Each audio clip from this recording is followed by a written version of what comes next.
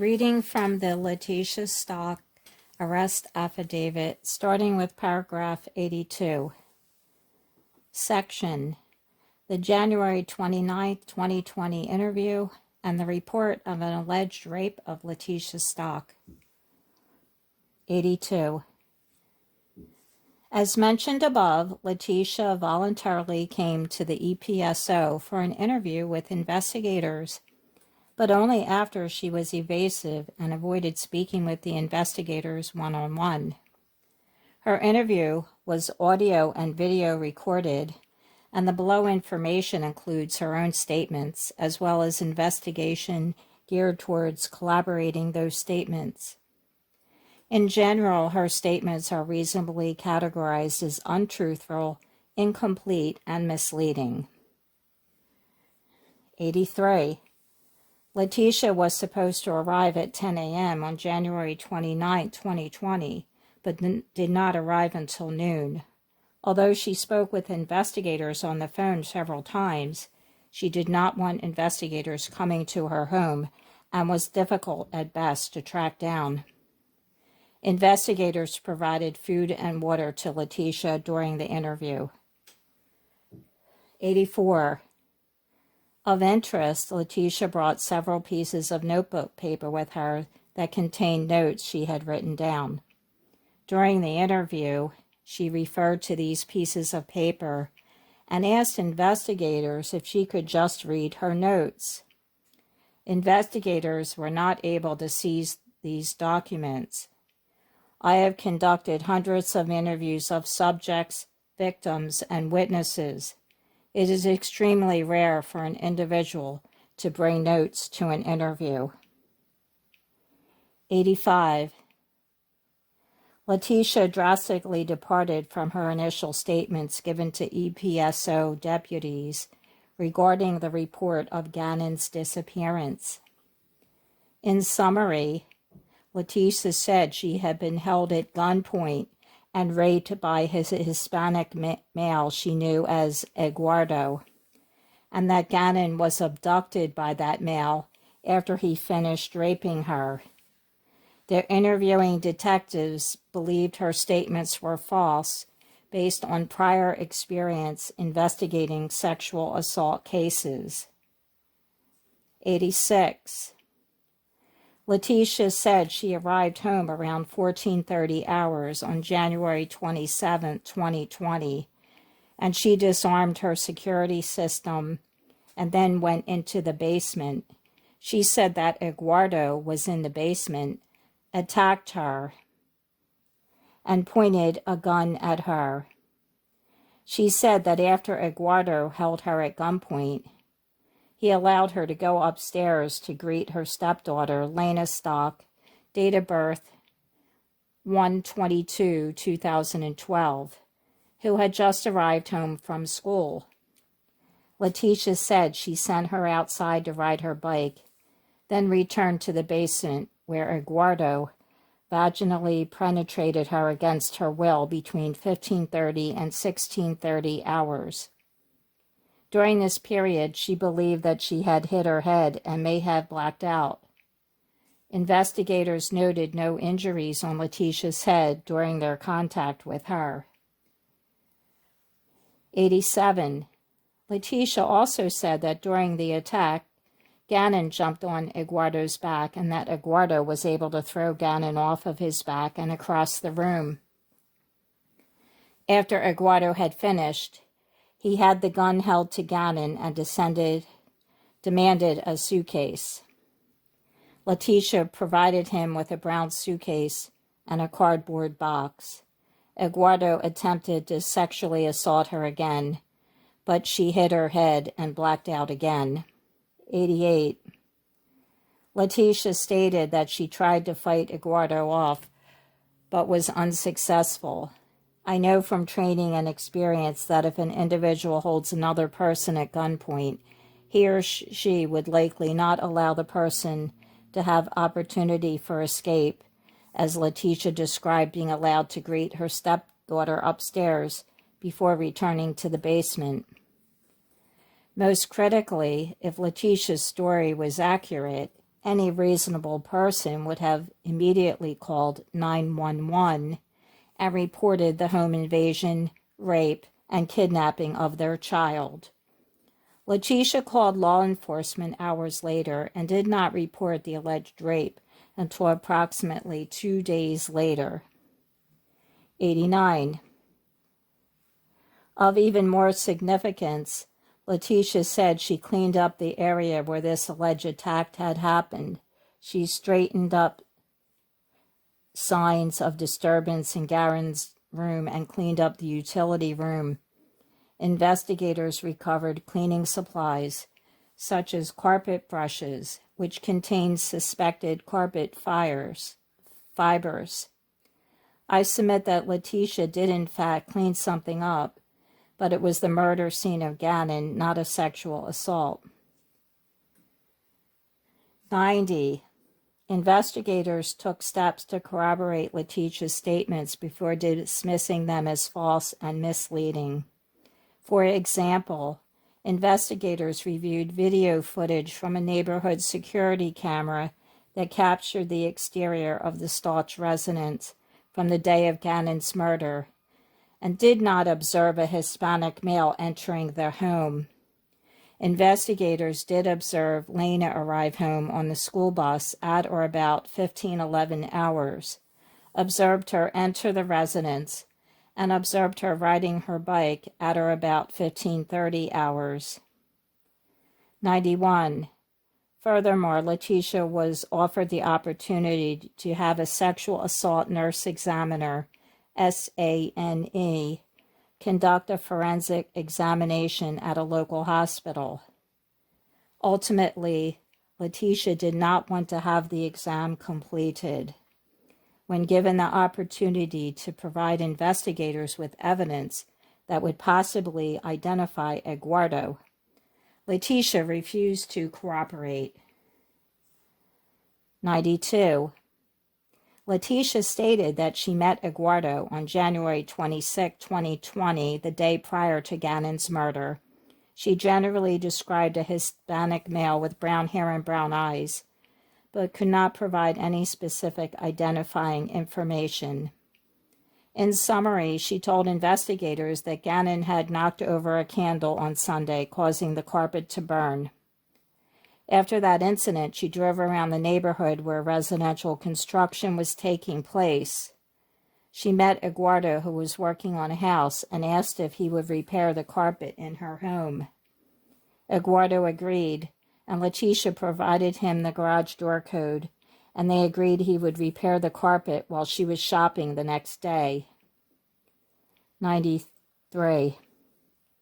To the extent Letecia spoke about Lena, investigators were able to corroborate these statements, but never observed Eduardo or anyone else arrive or leave the residence during the time period based on exterior neighborhood video footage of the front of the Stauch residence. Specifically, exterior video footage revealed that Lena was riding her bike outside between approximately 15:30 and 15:42 hours. Furthermore, the front door of the residence opened and closed at 15:28 hours, based on data from ADT security system discussed more below. 94. I know from training and experience that when individuals concoct lies most reasonably to conceal the truth, they oftentimes leave portions of truth within those lies. I submit that the statements Letecia made referencing Lena and the time period Lena was at the residence are likely true based on video evidence. Her other statements, however, are blatant lies designed to mislead investigators. 95. Investigators also reviewed Letecia's phone records during the time period of the alleged rape of 15:30 to 16:30 hours on January 27, 2020. During this time period, Letecia had phone activity to include an outgoing phone call and numerous messages, text messages using an iPhone to Mr. Stauch and Harley. namely to discuss purchasing a new set of headphones for Albert. These text messages occurred at the following times: 15:41, 42, 43, 44, 45, 16:11, 16:19, and 16:20. 96. Investigators also were granted a search warrant by this court that were served to ADT Home Security, which requested data stored on the ADT servers related to the Stauch residence. The Stauch residence was equipped with basement and living room motion detectors and contact detectors on the front and rear door. ADT was in possession of logs that documented the time, date, and type of event that generated a log. For example, when either motion detector was activated or the front or rear door opened or closed, there is a record of that event. 97. Letecia claimed that she was raped in the basement between 14:30 and 15:30 hours. During that time, the back door of the residence, located on the main level, was opened and closed 10 times. If indeed Letecia was being raped in the basement, it would be impossible for her to open the upstairs back door of the residence at the same time. I submit that Letecia's claims of being raped in the basement are false, based on her cell phone activity and the stored ADT data. 98. The logs from ADT indicate significant activity in the basement of the residence, where evidence suggests Gannon was murdered. For example, between January 23, 2020 and January 26, 2020, and the hours of 1500 to 1700, the average number of basement motion events was 3.5. On January 27, 2020, the average number of basement motion events was 10.3. A possible scenario for the increase in activity is that Letecia was going upstairs and downstairs in order to get cleaning supplies and cleaning the murder scene. 99. Towards the end of the interview, Letecia said she wanted to leave. Investigators seized her telephone and detained her while they applied for a search warrant to obtain DNA collection. Letecia began stuffing tissues in her pants and said she was having chest pain and shortness of breath. Investigators immediately requested medical assistance, and paramedics from the Colorado Springs Fire Department arrived. Letecia had appropriate responses to the paramedics' questions. 100. I am aware that Letecia has made statements regarding Gannon's disappearance to individuals other than law enforcement, including, but not limited to, her friend, her husband, and the media. Indeed, some of those conversations have been captured and memorialized in recorded phone conversations and email messages. Letecia's stories have continued to evolve, and material facts continue to change, including but not limited to the identity of her attacker, the location of Gannon's abduction, and details of the alleged rape. 101. During her statements, Letecia did not deny killing Gannon and provided explanation as to why there was blood in her T-gun, blood in Gannon's room, and why she was in the area of Palmer Lake, Colorado.